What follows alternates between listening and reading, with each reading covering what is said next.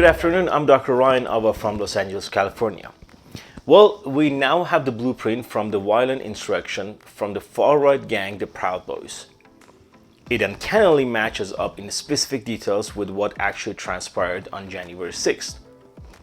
Last week, we got the first look at the document titled 1776, when the lawyer for the Philadelphia president of the Proud Boys included in a federal court filing.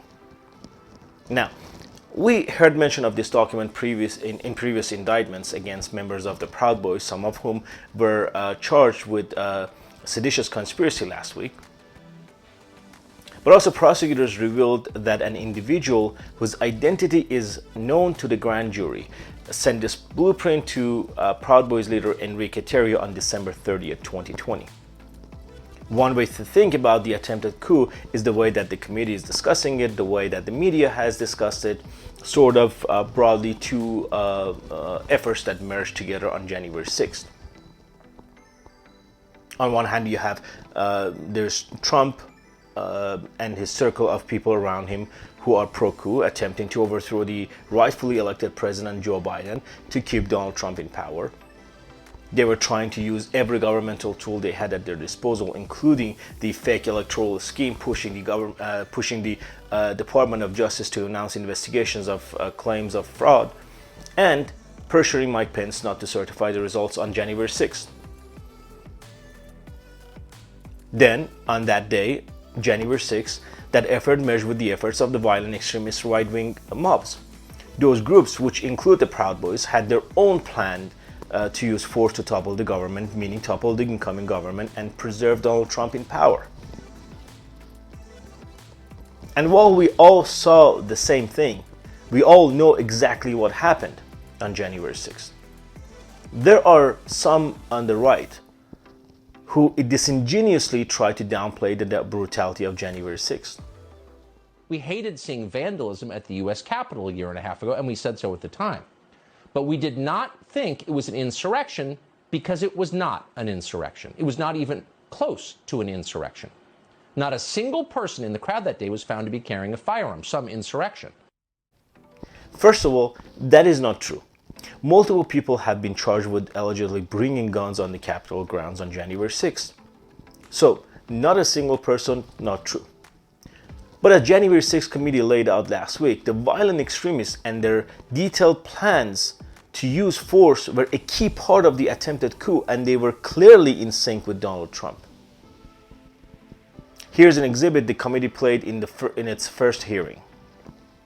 What do you want to call them? Give me a name. Give me a white name. Supremacists and who would white you like me to condemn? White supremacists and right Proud Boys, stand back and stand by. Would you say that Proud Boys numbers increased after the stand back, stand by comment?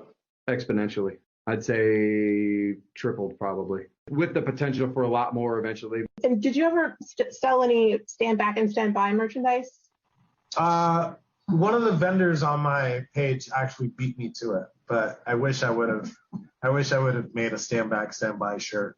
On December 19th, President Trump tweeted about the January 6th rally and told attendees, "Be there, we'll be wild."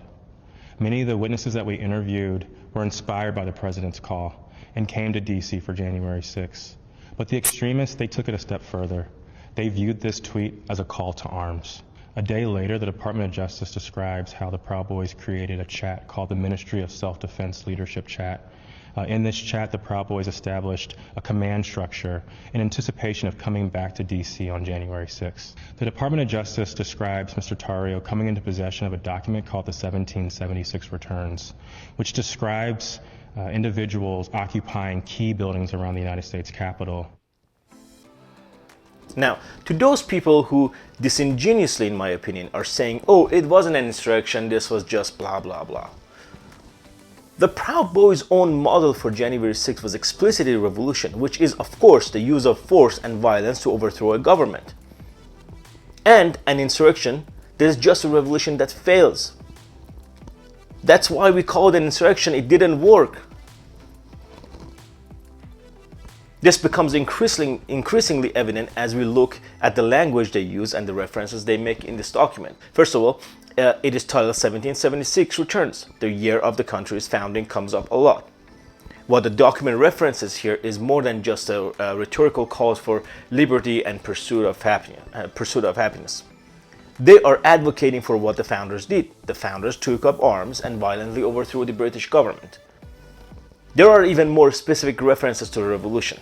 The author of the document, titled the first section, intended for internal use only, stormed the Winter Palace. Now, if you don't get the reference, in 1917, Vladimir Lenin's armed mob of Bolsheviks captured the Winter Palace. They stormed it. That was then the home of the provisional Russian government, and it was the key moment in the revolution. It ultimately led to creation of the Soviet Union, Lenin coming to power. Again, when you go back and read the history of the storm in the Winter Palace, you will see a sort of big group of people similar to what big mobs are, kind of overran the folks that were in there and took the building. These touch points, again, the American Revolution 1776 and the Russian Revolution 1970, those are the examples of the people that wrote this document. The document states its overall goal: A, it is to fill buildings with those patriots, aka Proud Boys and the mob, and B, to communicate our demands. The officers even list their targets, including Senate and House office buildings and the Supreme Court. They lay out their specific manpower needs, saying they must have a minimum of 50 patriots for each building or it is a no-go. The document's overview of January 6, which they refer to as Execution Day, plans for recruiters in the streets, distributing printed and digital copies of the Patriot Plan, garnishing support from those attending rally. They realize we need a bunch of people to pull this off. We are not enough. So that rally there, referencing, of course, the Stop the Steal rally, that's where Donald Trump plays the role of the recruiter. He spoke to the crowd, riled it up, and then told them all to go to the Capitol. At last week's hearing, filmmaker Nick Cuesta testified. He was with a group of Proud Boys as they walked the streets before the rally. Part 2, Execution, begins with code, ensuring crowd outside is full and ready to go. The goal is to ensure there is an entry point for the masses to rush. Well, again, that is exactly what we saw happen on January 6th. A large crowd had gathered at the Capitol. A Proud Boy smashed open a window, allowing the first members of the mob to storm inside. The second section of 1776 returns is what they call the Patriot Plan logistics, intended for release to the public. It begins with a motivational statement, quote, "You are the revolution. Be a part of history and fight for this country so our children don't have to." Then lays out a timeline that was right in line with the actual events as they happened on January 6th. 1 p.m. Meet at location 1. That is when the first wave of mob broke through police barriers on the Capitol ground. 1:22 p.m. Are enough people around? More and more rioters were gathering. 1:30 p.m. Wait for a signal from lead. 1:30 p.m. Wait for a signal from lead storm building. Mob broke in just after 2 p.m. We now have a great breadth of knowledge about this plot, its culmination on January 6th. It comes from this document, all the videos, the testimonies from the January 6th committee, and from reporting. In fact, it now makes sense why the committee led with all the Proud Boy evidence during the first hearing. A lot of what happened leading up to and on that day has been established. Chris Hayes at MSNBC All In proposed an outstanding question. Here's Chris Hayes. What are the connections between these two efforts? Right? I mean, we saw them in real time. The president functioned as the recruiter in that day. He invited people to the Capitol. He provided the Proud Boys with a crowd. Right? But what's the connect? Is there other connections? Are there other connections, right? The plot coming from the White House and Trump and these extremist groups. How much interaction did they have? How close were they? To see more videos like this, click the subscribe button right here on the screen. And if you want to support my work, subscribe to my Medium account where I cover the most important topics daily. Also, look for my podcast coming very soon.